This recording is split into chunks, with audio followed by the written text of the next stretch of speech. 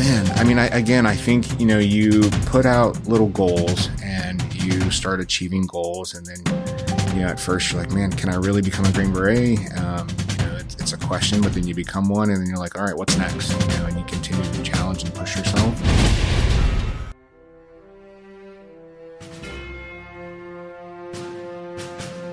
Welcome to Mindset Lessons from the Field. I'm Gina Cazazzo, the author of the upcoming memoir, Training with the SEAL. Today's guest is a former Green Beret 18C. He is the founder and CEO of Olive Dreb Technologies and is the author of the book, Black People Can't Swim. Ladies and gentlemen, I am so excited to introduce you to Damone Brown. Thank you so much for being on the show. Thank you, Gina. It's a pleasure to be here. I'm really excited. I'm so excited to talk to you. So for anyone that's listening and doesn't follow the Instagram, we have a photo together because I met him in my local Barnes & Noble and I saw the book and I was like, I know this book. Like I saw this online. I know this book.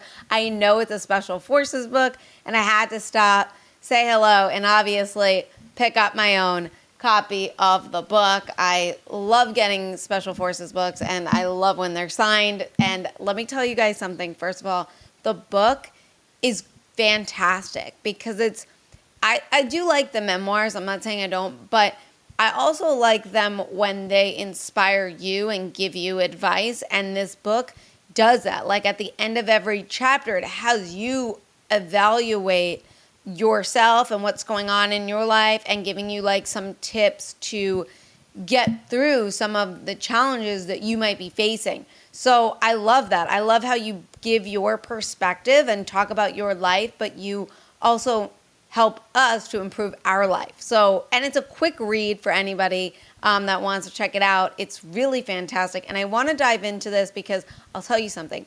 So we had Green Beret Kelly Keaton on the show like a couple weeks ago.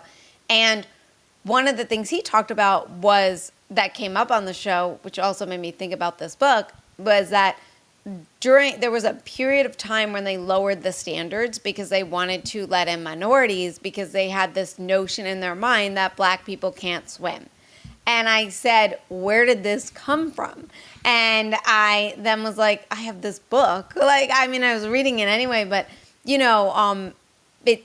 talk about that in the book, and I find it really interesting. And I want to talk, first of all, I normally go to the beginning, but I want to just talk about where this notion came from and the barriers you had to go through to not let the stereotype take over your mind. Because you know how like those limited beliefs or those things that people constantly tell us, then we start to believe.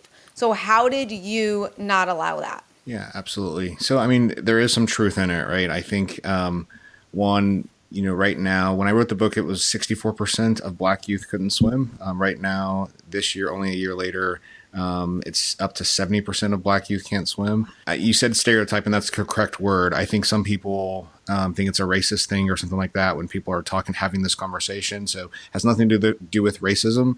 It is a stereotype. And it's not that Black people actually can't swim. I think a more fitting thought would be maybe don't swim or, don't swim often type of thing. But I really believe the problem comes from access and opportunity.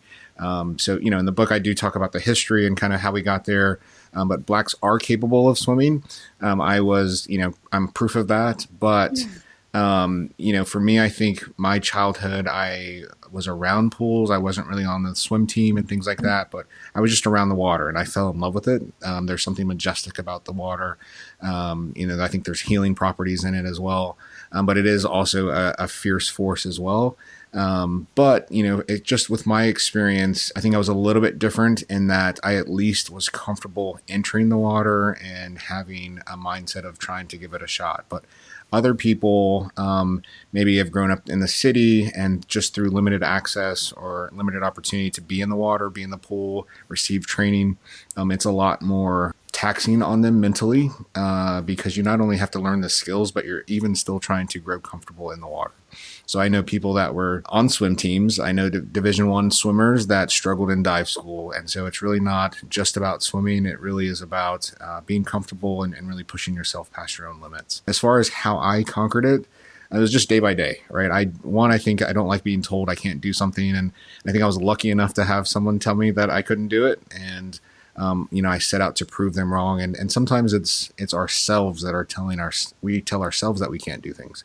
And so, if I were to tell you that I didn't want to quit at some point, that would be a lie. Definitely considered quitting every single day, but you just continue to push yourselves. The difference between dive school, I think, and any other school is that you're already a bunch of Green Berets or Rangers that are attending it. And so you already have kind of a chip on your shoulder a little bit. You've been through some tough training. And so you're not going to quit generally, but the water's a different animal. So yeah, I think that answers the question a little bit. Yeah, definitely. Now, you grew up in a military family. Your parents were in the military. So what lessons did they instill on you that helped you to not only get through special forces, but also, dive school, which is the hardest, they say is the hardest school? Yeah, that's a great question. My parents, I think I saw them. My dad was enlisted. My mom was an officer. And so I saw them getting through. I saw them the way they lived. I saw the way they carried themselves. I didn't see that anything was different in their lives, other than I think I was aware that, seeing my mom as a black officer in the Air Force was a rarity, and being female as well. And so she climbed through the ranks, did very well in her 30-year career. And so I saw that. I saw the perseverance. I saw the dedication. I saw how they had to balance family and my interests, sports, and things like that. And I saw how they didn't, I don't think they compromised, right? They didn't compromise their faith. They didn't compromise their belief system for promotions and things like that. And so those were important lessons. Growing up, because I moved so often, I went to three different. I moved every 3 years of my life until high school, and then when I got to high school, I went to three different schools. So I actually, at that point in high school, I'm like, I don't know what I'm going to do with my life, but I'm definitely not joining the military. Just because I didn't want to do that to my family. But I think after college, I really saw that I was being prepared for this life. I love to move. I love to meet new people. I loved being challenged. Putting all of that together, I think it was just a package to kind of as a primer to put me in that position. And then it gave me a roadmap, and I think a lot of people are lost in this world because they don't have a roadmap. And that's kind of the best thing that I had for myself was, here's a roadmap. Here's what it takes to achieve, this and that. And then I had people that believed in me, and then that you adopt those beliefs into yourselves, into your psyche. And I carried that with me through my training. So what made you go Special Forces? What made you go Green Beret? Yeah. So, I didn't plan on it, right? When I joined the Army, honestly, I didn't know what a Ranger was. I didn't know what Special Forces were, but it's crazy. I grew up, I loved Rambo. I didn't make the connections. I loved the A-Team. All of these types of movies and TV shows like Knight Rider, he was a former Green Beret, things like that. I loved those shows, and I gravitated toward those things and that type of life. But I didn't know how that would. So I think I was informed by what I watched and what I fell in love with. But when I joined the Army, my thought was I would be a chaplain assistant. I just wanted to serve. That was the point. And as I got in, I was physically fit, and I was a former collegiate athlete. And I just saw man, those guys were tough, and I wanted to see where I could measure up against those guys. And I think specifically when I first got to my unit, I was in the 18th Airborne Corps. We went on a little 12-mile road march, and I saw guys trotting and stuff like that. And I was goofing around, walking in the back, and finally I was just conversationally moving up next to people, and I'm like, man, these guys are all Rangers, and they looked at me, saw that I didn't have a tab on, and so they're trying to get away, but I wouldn't let them. And just so I knew I was capable of it. But that also gave me a vision of wanting more. And so that's when I kind of started to desire to be in Special Forces or the Ranger and stuff like that. Now, when you went that route and you went through the Q course, was there any challenges that you faced? Absolutely. Right. I think I meet people all the time, and as I share my story, they say, hey, I tried out for Special Force, I didn't make it, and sometimes they're bitter. But then I meet people all the time, and it's like, oh, I made it, but I just decided not to go through it, and it was easy. And I hear people say Special Forces selection or the Q course is easy, and that's insane. If it were easy for anybody, that means you weren't pushing yourself. So I would tell a story. When I went to selection, there was a guy who was just an elite runner. He ran like a 9:30 something 2 mile. The standard is at least maybe just under 13 minutes, I think, for the 2 mile. He got there and he had all of these PT tests that had 9:30, 9:30, 9:30. He got to selection. He was the number one runner, but he ran like an 11:30 and he beat the pack, by a huge margin. But he didn't, from right then, they're just like, hey, thanks for coming. We don't want you because, where's your 9:30? He was not giving his best, and that's what is required of you. You're required to do your best at all times, and not to save energy and things like that. But they want 100% and see what you can do with yourself, push yourself and challenge yourself. So what made you want to go dive school? Man, I mean, I think you put out little goals and you start achieving goals, and then at first you're like, man, can I really become a Green Beret? It's a question, but then you become one, and then you're like, all right, what's next? And you continue to challenge and push yourself.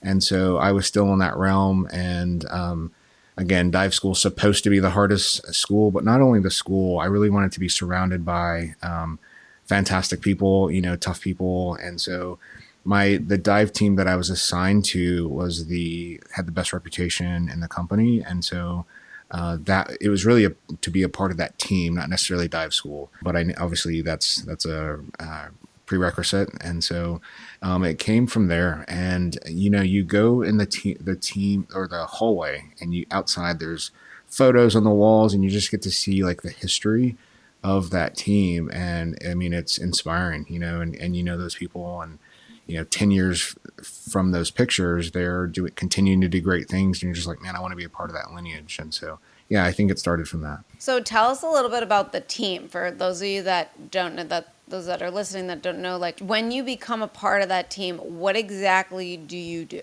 Every team is formulated with 12 people. And there's various job sets. And so there's usually 2 each minus the commander and things like that. But you do your job. So as you mentioned, I was an 18 Charlie Special Forces engineer, and you do your job, but you also train other people on your team to be able to do your job. So if I'm shot or killed in action, then the mission doesn't fail because I'm the only person that can bring demo charges or whatever I was required to do.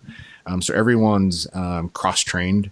I think what I loved about being in the Army and being on a team was that, yes, we were good at direct action, but we also got to serve a lot. We got to enter different areas of the world and really see that people group grow and knowledge and skill, intelligence, and even physicality and lethality. So it was a joy to be a part of that. You talk about in the book on like how you wanted to get in the battle, right? You wanted to be in the front. You wanted to not be on the B team, but the A team. Yeah. You wanted to be in the fight. When you got your Green Beret, that's what you were expecting, and you ended up on the B team, and it wasn't what you wanted, right? And then you got assigned something else, and you were like, I want to go to dive school. It took a lot of courage for you to even like go in and voice that. And I want to know what was going on mentally, and how did you combat to get that courage to ask for what you want? It's a stupid thing to do. One is to ask for something else when you're just at that point in your career, you're just told to like shut up and do it, be quiet and just do what you're told. But I want to point out you were very brand new. I was very brand new. Yeah. Absolutely. Yeah. So I shouldn't have been asking for anything. But I was going to be the third MOS. You're generally 2 MOSs per team. I would be the third MOS of my MOS on any team. And so that gave me a little bit of bravery. And I was going to be on a mountain team that definitely didn't want to do that. But I think I got to see a guy that was a diver, and I saw how he carried himself and how meticulous he was. And I'm like, man, I like that. And I want to be a part of that. You don't receive if you don't ask. And so I was willing to just at least try. All he could say is no and probably make me do some push-ups or something like that. But yeah, it was worth it for sure. When he said yes, and then, you went to the next stage to say like, this is what I want to do. And then they shut the door in your face by saying, well, Black people can't swim. Talk to us about, first of all, the emotions that you must feel from that stereotype, right? And that how a stereotype could have stopped, prevented you from a goal that you wanted, like you you should still be able to go for it, right? So, and how you push that barrier to get to where you are. Yeah, absolutely. I mean, if I were 6'5", right, they would have said something about me being 6'5". If I were, 4 or 5, it would have been the same thing. They would have said something about that. I think in special forces, you're 12 men in remote areas for an extended period of time. If you don't have thick skin, and you can't get past your weakness, and sometimes your people's weaknesses or differences, I guess, in this instance is, if you can't get past that, then they're not willing to get past it as well. And because they don't want it to be an issue later on. And so I think that's probably the best thing they could have said to me, and just bringing that up and giving me a chance. But that comment is really probably what kept me from quitting in the pool and not even getting to dive school. Just pre-scuba was horrible. I wanted to prove them wrong. I wanted to prove myself wrong anytime I doubted myself. And so, if for those listening, I mean, as we fall into our differences, if we allow our differences to direct our paths and our goals, then we're limiting ourselves. I think we're all the same. We all put our pants on the same way. And so it wasn't worth me quitting just because of that. I get that. I mean, I'm 5 feet tall, and for 31 years I was under 100 pounds. You get those stereotypes, and I guess I do Aikido, and we all learn the same stuff, and there are some things that a small person is very good at and that the tall people can't do, vice versa. Yeah.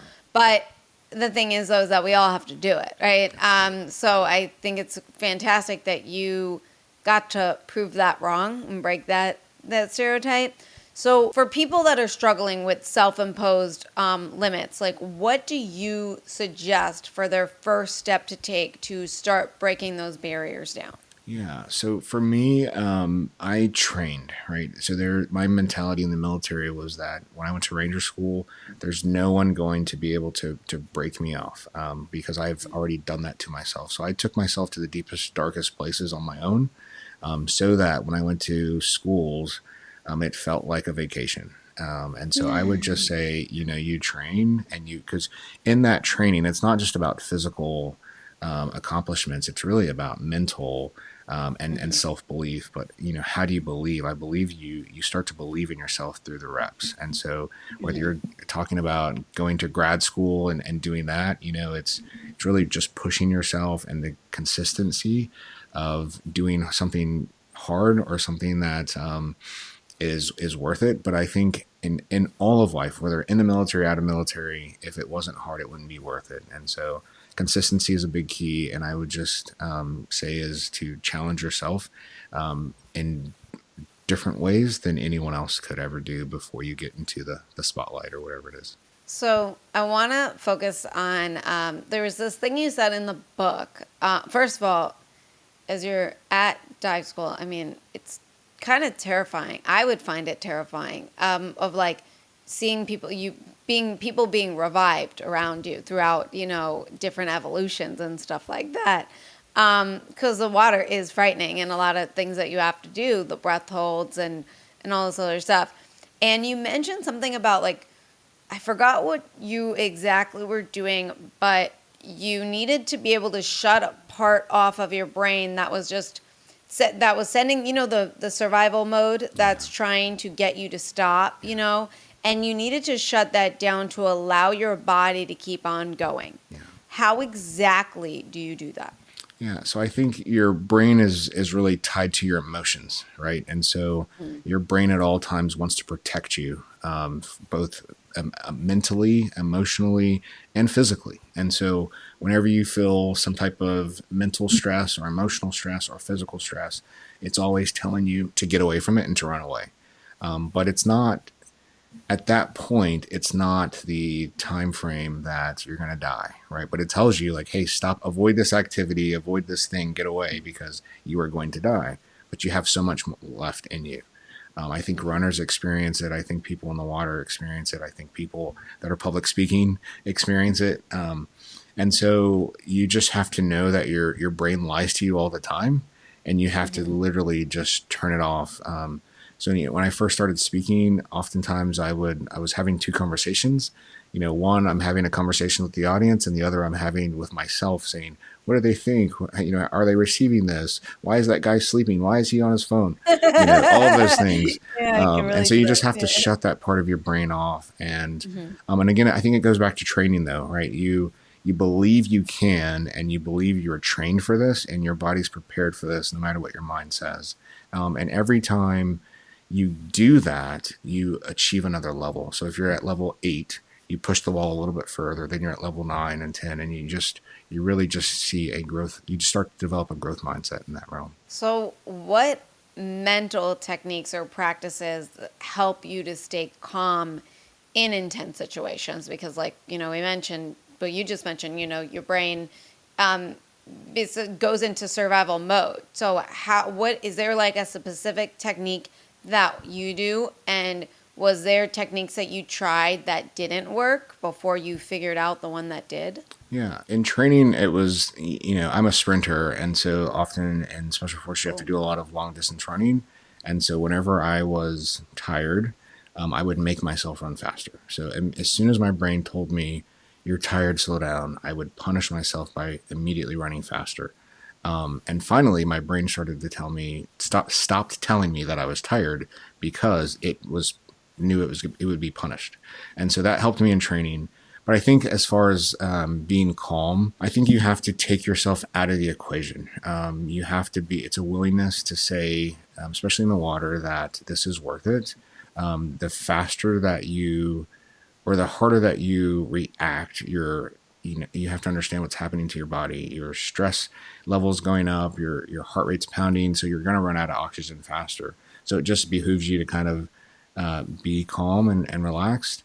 But I think that you practice that before you get into the stressful situations. So daily now, I wake up, I'm part of mindfulness. I do devotions and meditations and breathing exercises, and those just pour into being resilient and being, not really affected by stress. Stress is going to come. You have to be aware that it's always going to come, but it's how you handle it is really kind of the mindset for me. Now you talked about you just mentioned like devotion and stuff, and you talk about faith a lot throughout the book. Has there ever been a time that you really needed to lean onto your faith to push you past a point where you were like breaking mentally or physically?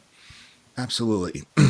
Because if I made it about myself, then I definitely would break and quit. But it was when I Mm-hmm. was able to look outside myself and really rely on spirituality, which helped me a lot, because it became not about myself, but basically I was able to draw strength from my faith, and also really see the purpose of going through all of that. The nonsense was to serve others. And so I really think that was the backbone of why I couldn't quit, is because I wanted to be in that position so that I could serve.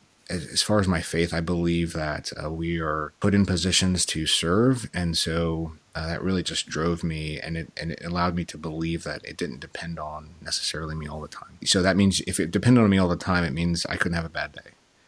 So even in my bad days, I'm not, the sum of my failures is really the strength that I gained for that. So you mentioned this in the book, which is why I'm bringing it up. Your kids are runners, Yeah. and as someone who has, you mentioned your runner, your swimmer, all the stuff that you've done.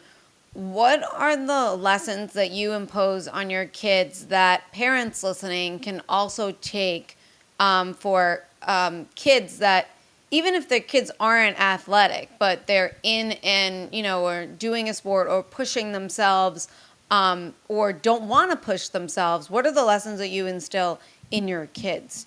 Yeah, so it's really not. They do run and they compete and wrestle and things like that, but it's really not about sports. The lessons that they learn through the physical challenges will serve them the rest of their lives, whether they ever run again or not. They've gone through. So both of my son and my daughter just finished cross country season yesterday, and the end of the state championships, you look back and like, man, was it worth it? They both had PRs, and they ran fantastic, but you look back and when I stopped and said, hey, is it worth it? You, for 2.5 months, you ate clean, you did extra work, you stretched, you sacrificed, you went to bed on time, was it worth it? And they said, absolutely. And so, the thought is that was discipline. And I think people think discipline is a harshness, but it really is a skill. And when you can look at discipline as an asset rather than a punishment, it will serve you. And so it was great for them to be happy in their results.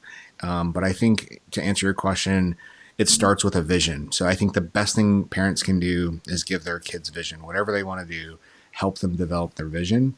I talked about having a roadmap earlier. If you don't have a roadmap or a vision, you can't get there, and you're just going to kind of flop around aimlessly. And so start with a vision, and then as they develop their vision, you get to have the privilege to walk alongside of them and encourage them and help them develop their vision for their life. I love that, because I remember you talked in the book, you mentioned a vision board, and it wasn't about manifesting. Like, it was about you seeing that vision constantly so that you stick to the goal, right? You are seeing that vision because we could lose sight of it, especially with a lot of external things that go on in our lives. We're like, oh yeah, there was a book I wanted to write. Forgot about that. Right. But when you have that vision board right there, it's like, oh, you know what? Instead of me watching an episode of TV, I see that book that I want to write. I'm going to go sit down for that hour and do some writing. And I really, again, the one thing I really liked so much about your book was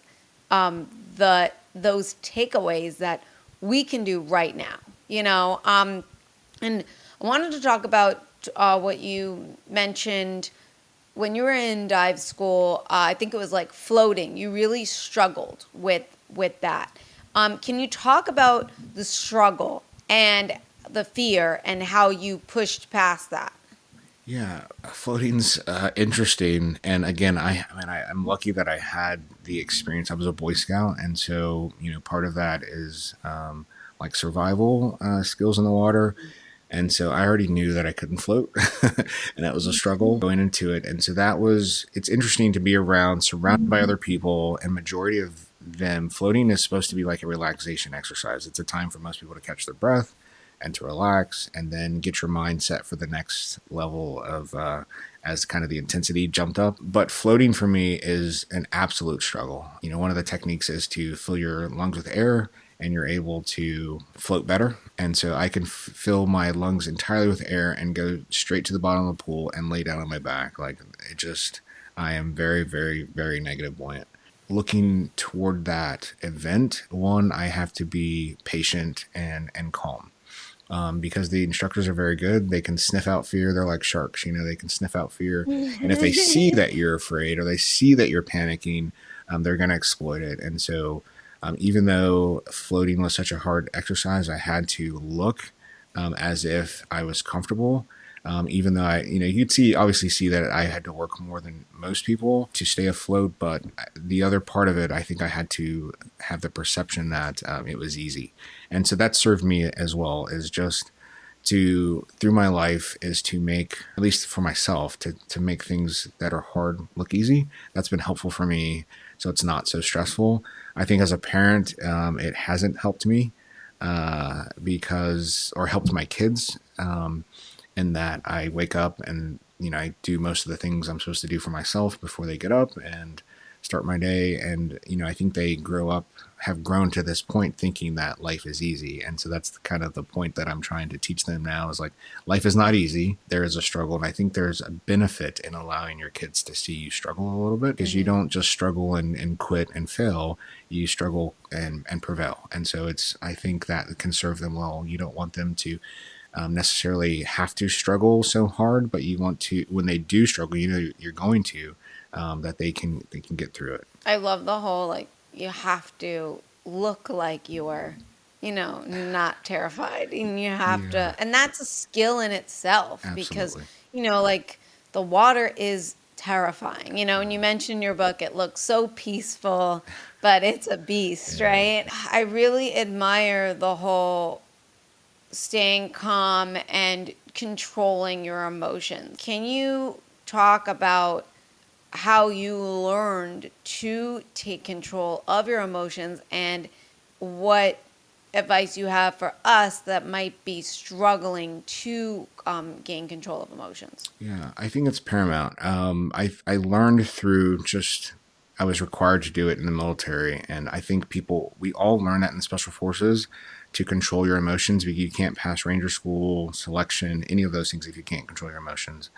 So we learn it through some of the stressors that we go through. But I think some people forget how to control your emotions. And so after a 20-year career, you've had to both be violent, you had to be an ambassador, you've had to serve, you had to be a teacher, all of these things. But somehow some of the anger and violence kind of comes to the surface because we've been in it, engaged in it for so long. And so I think we have to go back to that point and those areas where we have to learn to control our emotions. So again, take yourself out of, you're not a warrior or anything like that, but the ability to control your emotion is probably the best thing that I have for myself, because I am both a kind guy that wants to serve, but I also am a warrior with a lot of combat experience. But I don't want to be the most important thing about me. I also don't want it to be the first thing that happens when I'm in a stressful situation. I'm hoping it's the calmness that kind of comes to the surface rather than always going to force and violence and things like that. I think at this point, the hope for me is always that anger and violence used to serve me well in the military. You had to do it as a part of your job, but I think I want to be in the point where it no longer serves us. And so I think with people trying to achieve that calmness, I think it's a day-to-day thing, and I think the biggest thing is awareness. If you can be aware of where you're at in a situation, if the situation is getting out of control, you walk away. If you feel afraid, then you just go back and get to the drawing board and kind of figure out what you can do, what reps you can do to delete that fear and so forth. Let's talk about, well, actually, I want to talk this.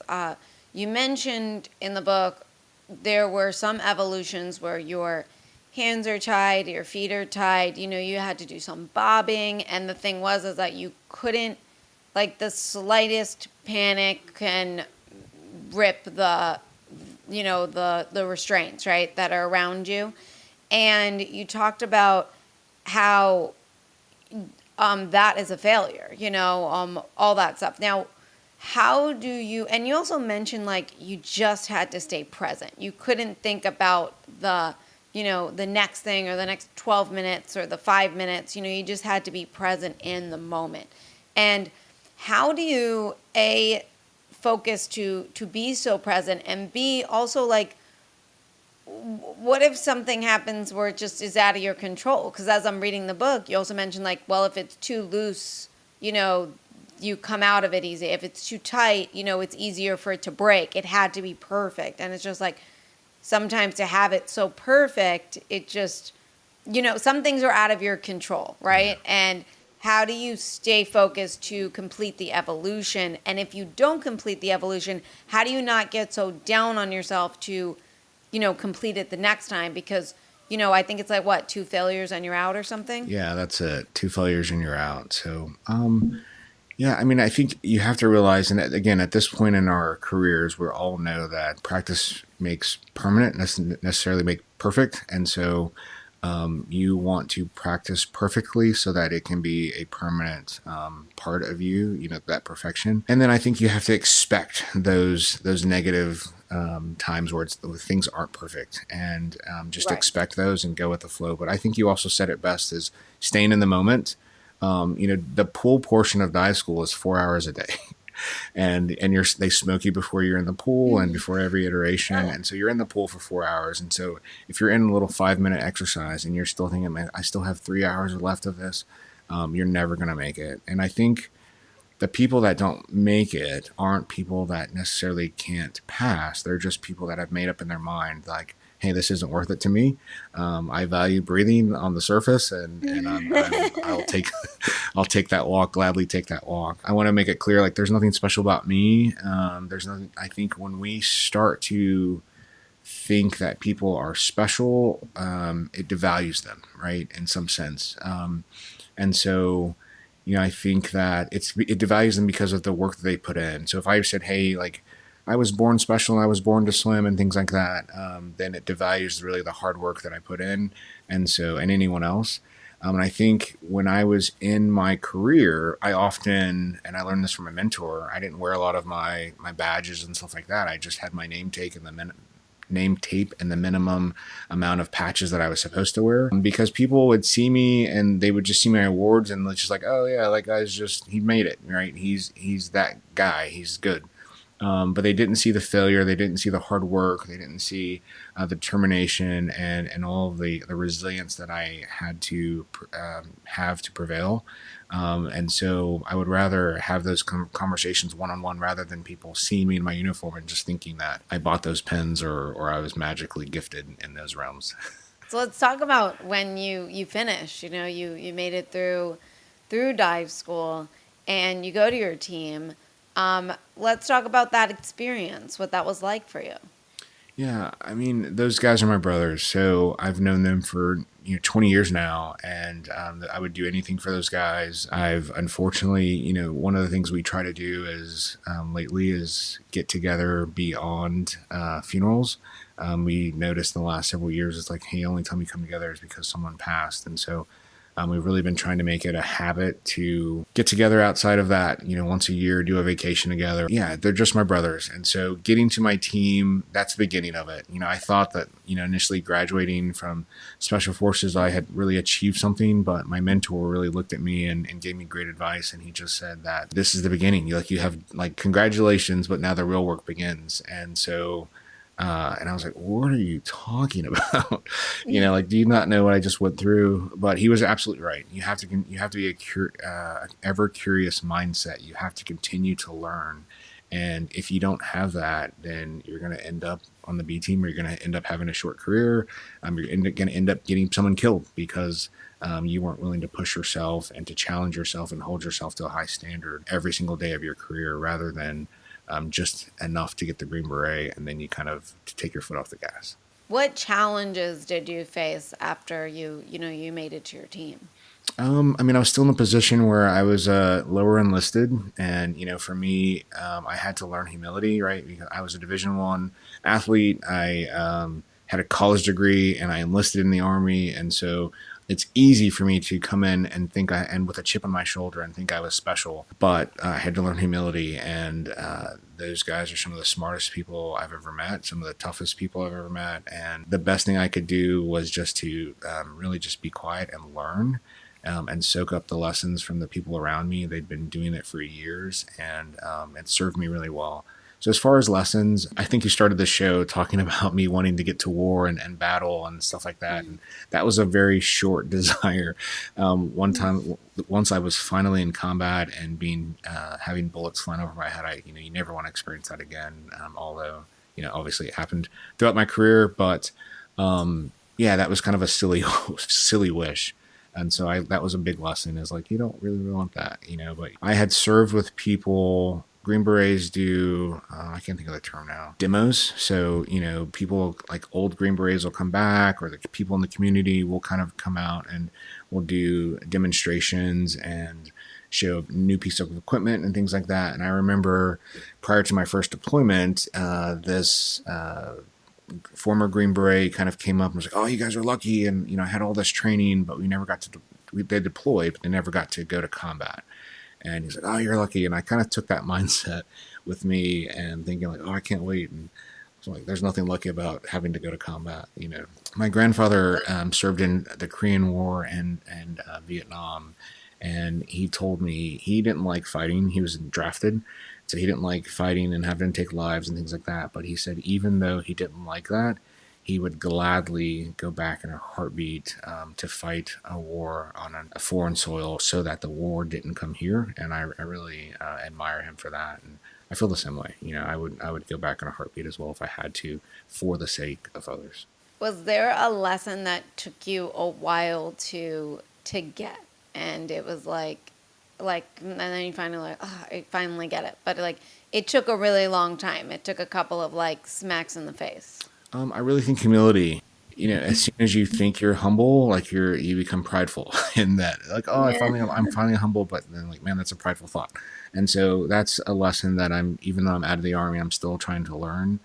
Every bit of success, you have to really, I guess, measure it or mix it with some humility. And yeah, I think that we become so that we can do for others, and we, as we grow, it's not for ourselves. It's really to be gain a platform so that we can help and guide other people. So one of the thoughts for me is teacher, coach, mentor. When I look at my life and my successes, I always had a few, not a lot, but a few teachers that just loved me and encouraged me.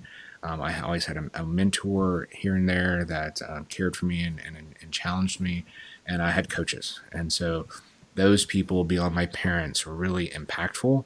And so instead of having three different people, I try to be one person that does all three of those things. And that really, I think, serves me well for my mental health and just for my life's purpose. And so that's kind of how I measure my work. If I'm not if whatever I'm doing isn't able to teach, coach, and mentor someone, then I shouldn't be doing it just for my own, in the area of my life where I'm at right now. That's really what I look for. Those three things. And what lessons do you think helped you to run a company? You're the CEO of Olive Drab Technologies, and what did you learn from the military that allows you to be a successful CEO? Yeah, I mean, there's so many lessons, but it's exactly that. I take the lessons that I learned in the military and I apply them to my daily life. And so it's the never quit attitude, it's humility, it's being fearless, it's being drown proof. Right? I take those things and I apply them to my life and my leadership. And you have to grow in leadership. So to think that my leadership, oh, I went to a leadership school and I'm good, I'm not. So when I came out of the military, I tried to work, for various companies, and they're like, oh, we're going to hire you. You got great leadership skills, and I would say I do, but I still struggle with how to motivate people that don't want to be motivated. My leadership that I gained in the Army was that I was leading people that wanted to be there. And so sometimes in the civilian business world, people are there because they need a job. And so Yeah. it's a struggle, and that really keeps me on my toes. That has helped shape me. And the other part is people over profit is really something that I hold dear as I run my company. People are more important than any money that I can make. I really want people to have a better life. And I was a DoD contractor when I got out of the Army, and I saw that, hey, I'm on this contract for 5 years. And then after 5 years, the company was like, hey, thanks for your service. We lost the contract, the recompete. So, take good care. It was great. And then you're looking for another job. And so there was no leadership, no leadership development. When you come into a position and you leave 5 years later, you're the exact same skills, probably worse, because you've only been doing that one skill that they've hired you for. And so that's something that I want to do differently, is bring people on, see their value, see their potential value, and say, hey, I'm hiring you for this position, but in the future, I see you 5 years here, and let's not wait 5 years, but let's create this plan to get you to that position. So whether it's education or training that I can offer, or even mentorship, that's the best thing that I can offer people as I run a company. How do you motivate people that are just not motivated? I'm curious on that. Gee, if I knew that answer, I'd write a book about it.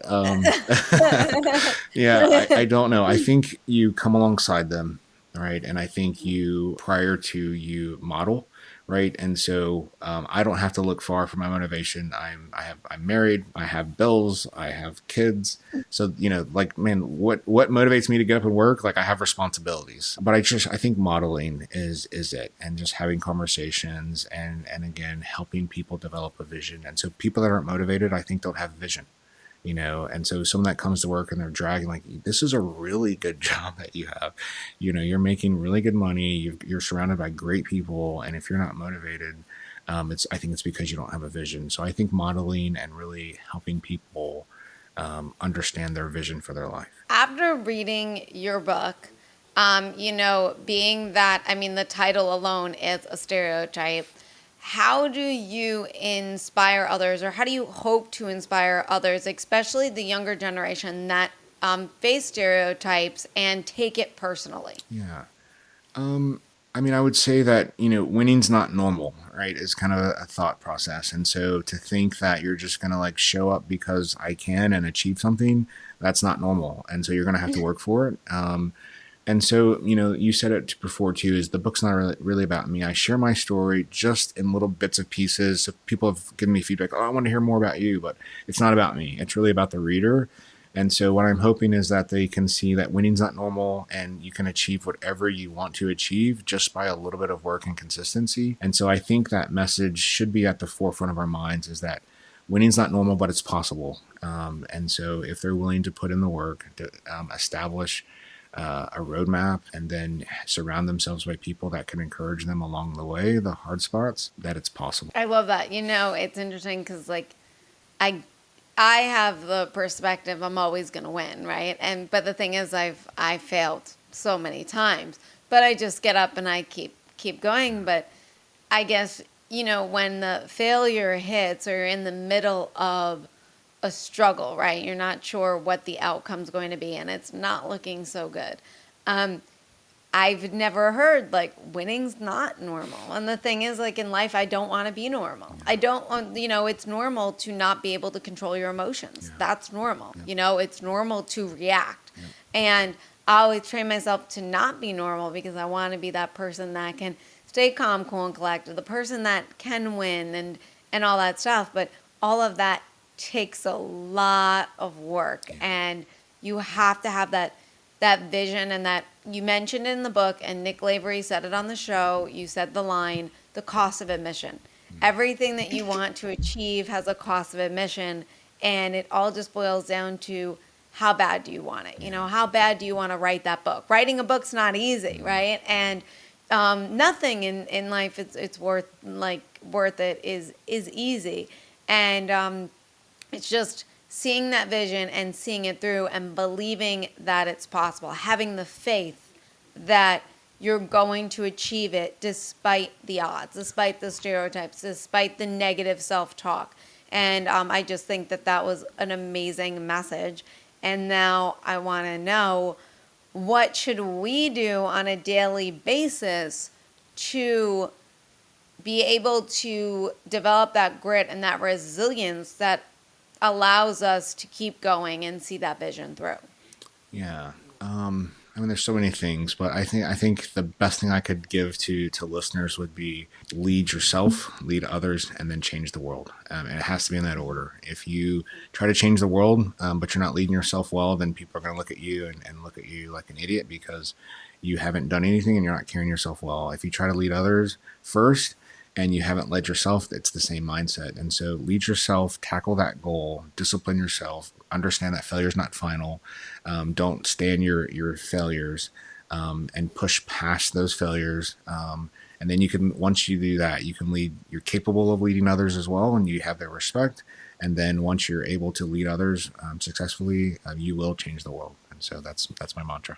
I love that. Thank you so much. And thanks for sharing. And thanks so much for being on the show. I really had a fantastic time talking to you. And I really want to recommend your book, Black People Can't Swim. Now, can you just let us know too where they can get it? Is it your website? Is it on Amazon, Barnes? Where can we get this absolutely. book? Thank you, Gina, for the show. It was a pleasure. So great meeting you in person, number one. And I appreciate you having me on the show. It's been fantastic.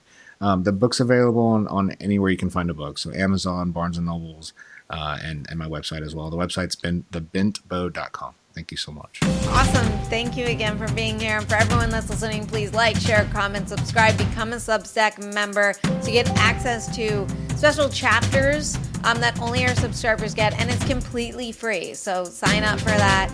And I'll see you guys all next week. Thank you again.